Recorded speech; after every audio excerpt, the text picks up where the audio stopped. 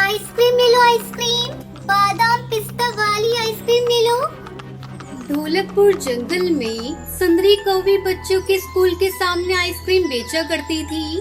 Ice cream ले लो, ice cream मीठी मीठी लाल लाल आइसक्रीम ले लो। एक दिन की बात है, टुनटुनी नाम की एक चिड़िया भी अपना आइसक्रीम का ठेला स्कूल के सामने लगा लेती है और जोर जोर से चिल्लाने लगी। आइसक्रीम ले लो, आइसक्रीम बादाम पिस्ता वाली आइसक्रीम ले लो। आओ आओ, स्वादिष्ट आइसक्रीम खाओ। अरे ये कौन है जिसने मेरे इलाके में अपने आइसक्रीम बेचने की जुर्रत की? मैं अभी इसकी खबर लेती हूँ, वरना सारे बच्चे नई आइसक्रीम को ठेले को देखकर उसी के पास चले जाएंगे। अगर मैंने इसे यहाँ से नहीं भगाया तो मेरा धंधा ही चौपट हो जाएगा। अभी जाती हूँ, नहीं तो देर हो जाएगी। तब तक आप लोग कमेंट पे बताएं 300 डिवाइडेड बाय 10 कितने होते हैं। सुंदरी कौवी टुनटुनी की ठेले के पास जाती है।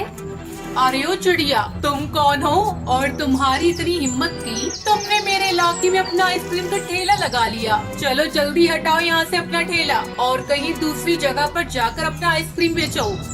क्या हुआ बहन, आप इतना गुस्सा क्यों कर रही हो? मैं भी तो आपकी तरह गरीब हूँ और यहाँ आइसक्रीम बेचने आई हूँ। इसमें आपको भला क्या आपत्ति? आपत्ति है ना, मेरे सारे ग्राहक तुम्हारे ठेले से आइसक्रीम खरीद रहे हैं। तुम्हारी वजह से आज मेरा बहुत बड़ा नुकसान हो गया। चलो अब जल्दी यहाँ से हटाओ अपना ठेला। बहन मुझ पर रहम करो, मुझे भी अपना धंधा करने दो। अच्छा तो तू ऐसे नहीं मानेगी, तुझे तो सबक सिखाना ही पड़ेगा। ना रहेगा बांस ना बचेगी बांसुरी। सुंदरी टुनटुनी के सारे आइसक्रीम बिखेर देती है और उसका ठेला भी तोड़ देती है। अब चल भाग यहाँ से, आज के बाद से फिर यहाँ नजर आई तो मैं तेरा भी यही हाल करूँगी जो मैंने तेरे ठेले का किया है। फिर सुंदरी वहाँ से चली जाती है। अपने ठेले की हालत देखकर टुनटुनी रोने लगती है।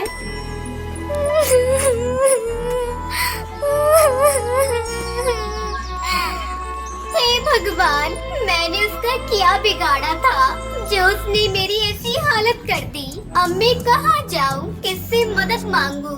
मैं ऐसे अपनी बेटी को कैसे बचाऊँ? मेरे पास तब कुछ भी नहीं बचा जिसे गिरवी रखकर मैं पैसे लाऊं। इस तरह दिन गुजर जाते हैं। एक दिन सुंदरी कौवी देखती है कि टुनटुनी चिड़िया भीख मांग रही है। अरे ये तो वही चिड़िया है, अच्छा सबक सिखाया इसे मैंने, अब ये भीख मांग रही है। भैया भगवान के नाम पर कुछ दे दो भैया। 2 दिन से मैं और मेरी बेटी ने कुछ नहीं खाया। मेरी बेटी बहुत बीमार है। उसे इस तरह भीख मांगते हुए देखकर सुंदरी कौवी बहुत खुश होती है और टुनटुनी के पास जाती है। ए चिड़िया, तुमने तो अच्छा धंधा शुरू किया है भीख मांगने का। अगर तुमने उस दिन मेरी बात मानकर कहीं और ठेला लगा लिया होता तो, पर नहीं, तुम्हें तो यहीं अपनी आइसक्रीम बेचनी थी। अब मांगो बैठकर यहाँ भीख। बहन मेरी भी तो सुनती जाओ, मुझे तुम्हारा धंधा चौपट करने का कोई इरादा नहीं था, लेकिन क्या करूं, मेरी बेटी बहुत बीमार है। उसके इलाज पे बहुत पैसे खर्च हो रहे थे, जिसके चलते मेरे दुष्पति ने हम माँ बेटी को घर से निकाल दिया। मैं अपनी बेटी को मरता नहीं देख सकती थी, इसलिए किसी के कहने पर मैंने पैसे कर्ज लेकर आइसक्रीम का ठेला लगाया था। लेकिन तुमने मेरी मजबूरी जाने बिना मेरा सब कुछ तोड़ दिया।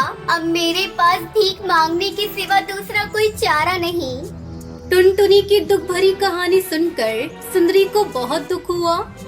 मुझे माफ कर दो बहन, मैंने तुम्हारा जो भी नुकसान किया है उसे मैं पूरा करूंगी। मैं तुम्हारे लिए आइसक्रीम का ठेला बनवा कर दूंगी। आज के बाद से हम दोनों ही अपना ठेला स्कूल के पास लगाएंगे और मैं तुम्हारी बच्ची का इलाज भी करवाऊंगी। तुम चिंता मत करो और आज से भीख मांगना छोड़ दो। अगले दिन से टुनटुनी सुंदरी के पास ही अपना आइसक्रीम का ठेला लगाने लगी और खुशी खुशी आइसक्रीम बेचने लगी।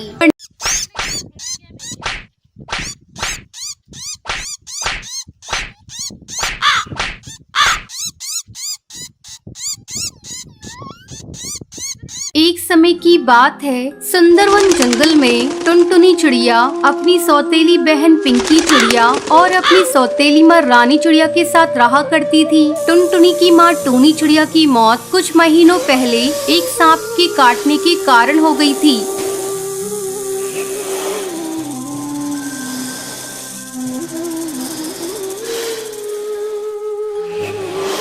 तब बंटी कबूतर एक विधवा चिड़िया से शादी कर लेता है। पिंकी चिड़िया उसी की बेटी थी। पिंकी चिड़िया टुनटुनी पर बहुत अत्याचार करती थी।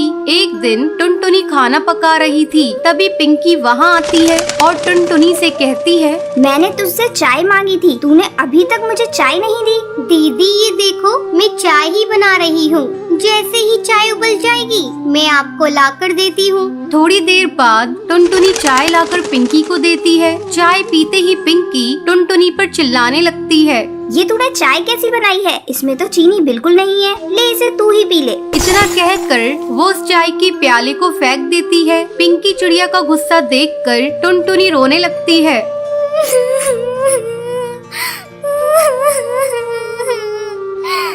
टुनटुनी की रोने की आवाज सुनकर रानी चिड़िया वहाँ आती है। तब टुनटुनी रोते हुए उससे कहती है,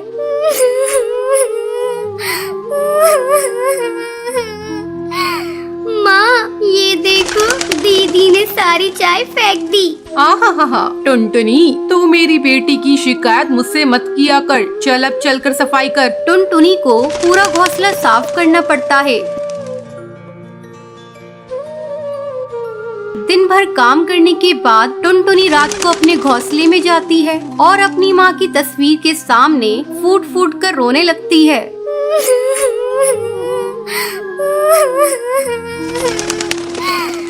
माँ तुम मुझे छोड़कर कहाँ चली गई? पिंकी चिड़िया मुझे बहुत सताती है। पापा भी अब मुझसे पहले की तरह प्यार नहीं करते। वो रोते रोते सो जाती है। अगले दिन पिंकी चिड़िया स्कूल जाने के लिए तैयार हो रही थी। अरे महारानी, मेरा स्कूल ड्रेस कहाँ है? तूने प्रेस तो कर दिया है ना? पिंकी की चिल्लाने की आवाज सुनकर टुनटुनी वहाँ आती है और कहती है, नहीं दीदी, कल मेरा हाथ रोटी बनाते समय जल गया था, इसलिए मैं प्रेस नहीं कर पाई। तू खा खा कर मोटी हो गई है, तुझे चर्बी चढ़ गई है, अब तुझसे कोई काम नहीं होता। माँ इसे अभी इसी वक्त घर से बाहर निकालो, अब ये हमारे किसी काम की नहीं। तब रानी चिड़िया पिंकी से कहती है, बेटा अगर हम लोगों ने इसे घर से बाहर निकाल दिया तो इसका बाप हम लोगों को भी घर से निकाल देगा। इसका दूसरा इलाज है मेरे पास। इसी तरह कुछ दिन गुजर जाते हैं। अब रानी चिड़िया टुनटुनी को खाने के लिए बहुत थोड़ा सा खाना देती थी। धीरे धीरे टुनटुनी कमजोर होती जा रही थी। एक दिन रानी चिड़िया टुनटुनी से कहती है, टुनटुनी जा कुएं से पानी भर ला, पीने का पानी खत्म हो गया है। माँ मैं कुएं से पानी कैसे निकालूंगी? मैंने कभी कुएं से पानी नहीं निकाला, मैं कुएं में गिर जाऊंगी। तू डरती क्यों है? तेरे साथ पिंकी चिड़िया भी जा रही है। हिम्मत करके टुनटुनी पानी भरने के लिए कुएं पर जाती है। जैसे ही वो कुएं से पानी निकालने लगती है, पिंकी चिड़िया उसे कुएं में धक्का देने के लिए जाती है। पिंकी चिड़िया का बैलेंस बिगड़ जाता है और वो कुएं में गिर जाती है। मुझे बचाओ, मैं डूब जाऊंगी। मुझे बचा ले टुनटुनी, मैंने तुझ पर बहुत अत्याचार किए हैं टुनटुनी, मुझे माफ कर दे, मुझे बचा ले किसी तरह से। दीदी तुम चिंता मत करो, ये रस्सी जल्दी से लो और ऊपर आ जाओ। पिंकी चिड़िया रस्सी पकड़कर कुएं से बाहर आ जाती है। उस दिन के बाद से दोनों बहनें खुशी खुशी रहने लगती हैं।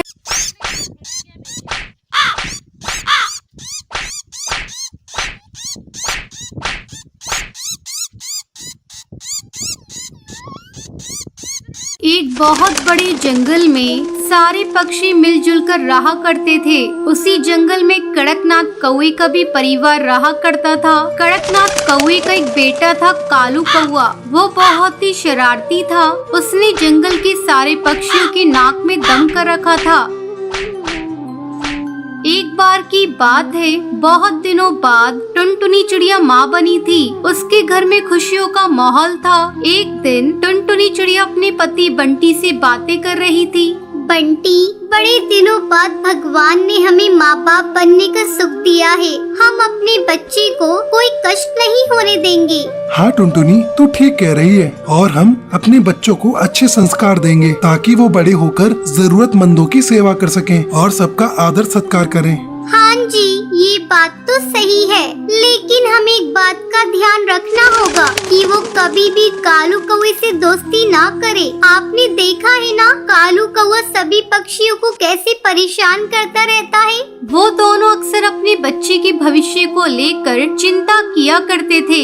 धीरे धीरे समय गुजरने लगता है। एक दिन बंटी भोजन की तलाश में जा रहा था। तब टुनटुनी अपनी बेटी से कहती है, भूरी बेटी, हम लोग भोजन की तलाश में जा रहे हैं, तुम घोंसले में ही रहना। अगर कालू कौवा तुमसे खेलने को कहेगा तो तुम उसके साथ मत खेलना। ठीक है माँ, मैं घोंसले में रहकर आपका इंतजार करूंगी और किसी के साथ खेलने बाहर नहीं जाऊंगी। दोनों पति पत्नी निश्चिंत होकर चले जाते हैं। उनके जाने की थोड़ी देर बाद कालू कौवा वहाँ आता है। भूरी, अरे ओ भूरी, ये ले, मैं तेरे लिए मूंगफली लेकर आया हूँ, जरा खाकर तो देख, ये कितने स्वादिष्ट हैं। तब भूरी कहती है, कालू कौवा भैया, तुम यहाँ से चले जाओ, मैं मूंगफली नहीं खाऊंगी। मेरी माँ ने मुझे तुमसे बात करने को मना किया है। ये सुनकर कालू कौवे को बहुत गुस्सा आता है, लेकिन वो अपने गुस्से पर काबू करके भूरी से गिलास पानी मांगता है। भूरी संस्कारी चिड़िया थी। वो कालू कौवे को ठंडा पानी पीने को देती है। पानी पीकर कालू कौवा भूरी की खूब पिटाई करता है और कहता है, अपनी माँ को बता देना कि तेरी ये हालत मैंने की है। तेरे माँ बाप मेरा कुछ नहीं बिगाड़ पाएंगे।